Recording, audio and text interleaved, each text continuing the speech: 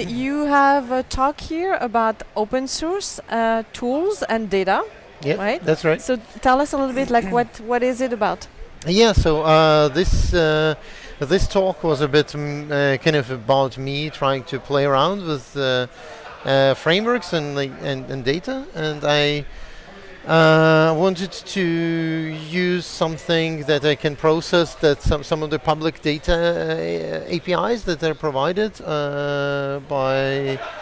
by different providers, and in this case, it's Oslo City Bike data that I kind of get from the APIs available out there, and then I kind of process it. But the whole point was actually more to play around with Apache Beam, which is the tool I'm actually talking about, and to see how you can use that and how you can use all those features that it has in a kind of fun way, an easy way. And I just kind of needed a simple example, and then I kind of started with that, and then got a bit more and more advanced after. So what does it do really? Like how do you would you Well, I explain mean, that quickly? the kind of many people say that lots of things are kind of lots of good solutions are usually fueled by laziness in a way, right? Yeah. So, but it wasn't really laziness this time, but it was more kind of a bit of so the service is you rent the bikes, right? You have this city bike kind of thing that you have in San Francisco, you have in Oslo, you have everywhere, right?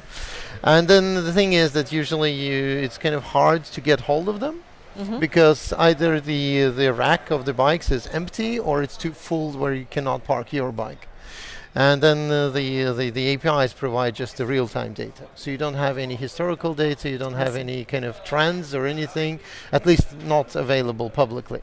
So then I kind of started dumping that data several times an hour and building up this historical kind of database and trends of things, and then using Apache Beam to process all that data and process all that files to build up a little bit of information so you can actually build some trends, so you can actually say ask some kind of assistant, Alexa, Google Home, whatever, saying like, hey, what's the availability next to my place, where I live, and it will give you some trends and things like that. And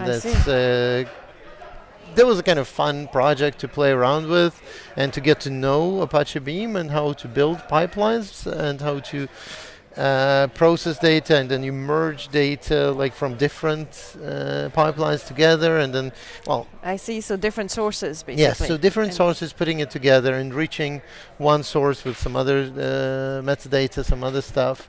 Then you can put some more data into it, and then kind of gets more and more advanced at some point. Right? So was there like just one database or multiple? Well, no, I it's use not even like real-time. two different endpoints. So one of them provides the availability data, and the other one is providing a metadata about that. So like the name and the coordinates and on the map and things like that. And then you kind of put them together and store them in a database. So you put them in some kind of data warehouse where you can look at like back in time, and you can look at windowing of data. So you can do like windowing based on time or based on some other things.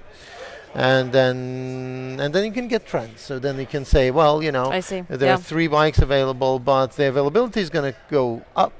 So no need to worry. You will find bikes there in the near future. Or if it goes down, then it's like, well, you should get there within the next 10 minutes because, well, usually it will be empty in 10 minutes. Like the historical data says that. Okay, and then so you use also Apache Beam, but there was also like other technologies from Apache, right? So well, the thing is that yes, or at least you cover that in your presentation. I mentioned that because Apache Beam has these connectors, so you can connect to things. So instead of, for example, doing Apache Spark, for example, you could just or because, well, you have usually batch data and you have streaming. So with batch data, you would end up using something like Spark, and with then you will have to handle streaming data. Then you'll have to use something else for that, and things like that, right?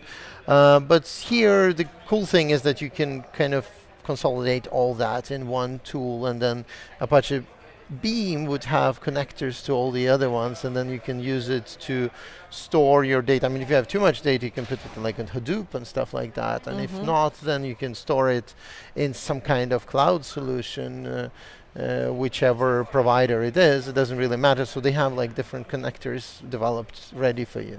Okay. So I kind of show a little bit how it's easy to run on different runners, as they call it. So you can run it locally with direct runner, and then it can also be run on different other platforms. And then you just switch the runner, but you keep the code, and it just magically kind of runs and on that. And it's really cool. I mean, it's and this is kind of the idea, was to show all that and how easy it is to switch between those. So did you use like microservice infrastructure? In a way, I built a it all started with a tiny little Raspberry Pi on my desk, right? And then at some point you kind of grow past that, and then you're like, well, I want to have that, I want to have this, I want to have this, I want to do a little bit of processing of that data, and it kind of one thing leads to another. So I ended up with a bit more a tiny little, it's a very simple serverless function that dumps data to a storage.